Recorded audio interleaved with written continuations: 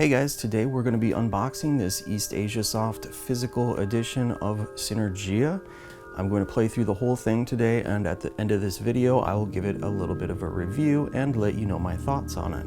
I also have the digital version on the Nintendo Switch, and I'll be doing a bit of a comparison along the way. Alright, so here is the box. You can see it's individually numbered, the holographic sticker down here, and the contents should match the numbered certificate. Let's take a look inside.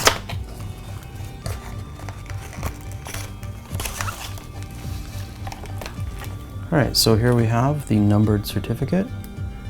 It's got some pretty cool art on here. You can see there are 1,200 copies total, and this is number 615.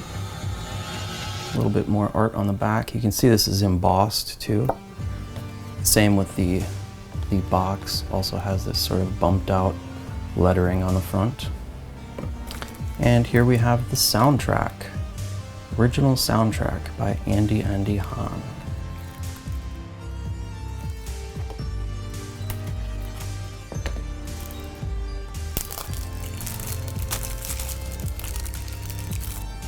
Right, here is the soundtrack. Looks like we have 13 tracks on here. Inside, we have the fold-out insert with some more artwork.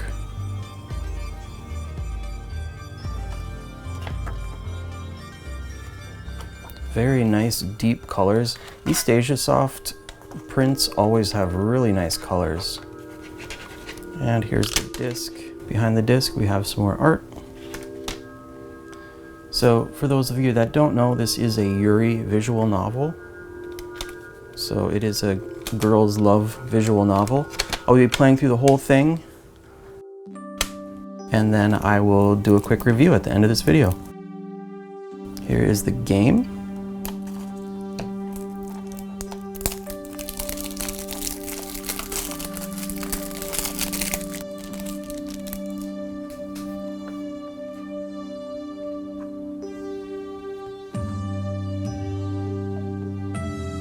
I like that they put some screenshots on the back.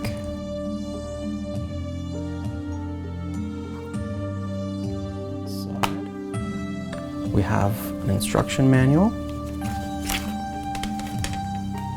So let's take a look at that. Story. How to play. Characters.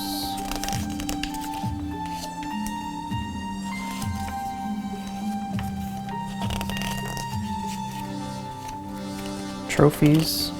That's one of the reasons why I wanted to get the Vita version too. I mean, aside from it being a nice handheld that, you know, fits comfortably in your pocket, but also that there's trophies to unlock and it's attached to my PSN profile.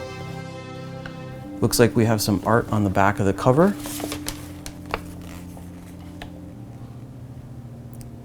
Okay.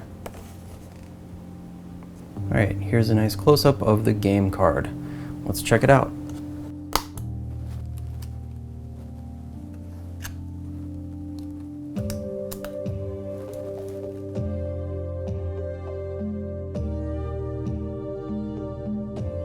Synergia is a Yuri visual novel set in a future cyberpunk world where wars have been fought and legislation passed over the ethical uses of androids. The story follows Sila, a veteran cop specializing in robotics, whose life experiences have already made her cynical. Her current assignment will have her working on a series of cases involving malfunctioning androids. However, it appears these androids are being controlled remotely by a hacker determined to deliver a message to Sila herself. While all of this is happening, she finds herself in possession of an unusually unique android that she can't help but be captivated by. So I have a bit of a confession to make. I have a hard time focusing on visual novels. if I read something interesting, my mind will explore that interest even further while I continue to read. So I'll go a few paragraphs before I realize I wasn't focusing on the story anymore. It's usually not a problem because I can just go back in the text history to reread the areas I've missed. Well, there's a problem with the current Vita version. I'm playing the game with the 245 megabyte version 1.01 patch applied, and the text history is missing chunks of the story. So I asked about this, and I was notified by the developers that they're aware of the problem and have already patched this in the PlayStation 4 and Nintendo Switch versions, but they're having a hard time getting Sony to release the latest patch for the Vita version. As you guys know, Sony has been kind of slacking on the Vita storefront. It's probably just too difficult for them to manage now, and one of the reasons why they're shutting it down. As you can see here, the Nintendo Switch software is already up to version 1.2. So we can only hope that this patch will be accepted by Sony before the store shutdown. Either way, it's not so bad. I didn't really experience any major problems. The story is supposed to run only about 5 hours. I think I took a little bit longer on it, making sure to keep focused. But the shorter length definitely made this one easier for me. Aside from that and at least one typo, the only other problem I noticed was a graphical issue where this character wasn't scaled properly. Not really a big deal. The game is totally playable. You can see this is actually displayed correctly on the Nintendo Switch version. Another thing I noticed is that the graphics look a lot smoother on the Nintendo Switch. On the Vita, it seems like the images are all using a very reduced color palette to save on space, because we know the Vita is capable of displaying a wide variety of colors and very rich, detailed images.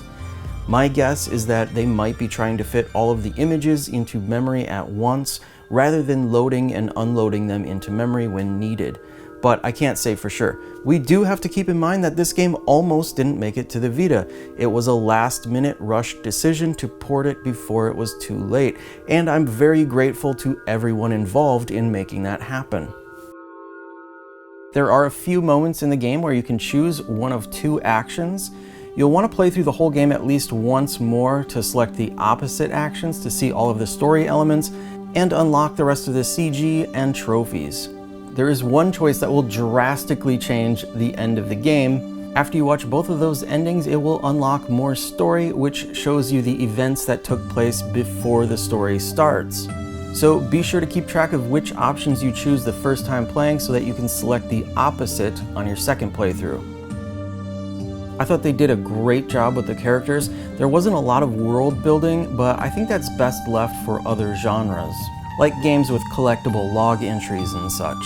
For me though, I think this was the perfect length, but it might leave avid readers craving for more.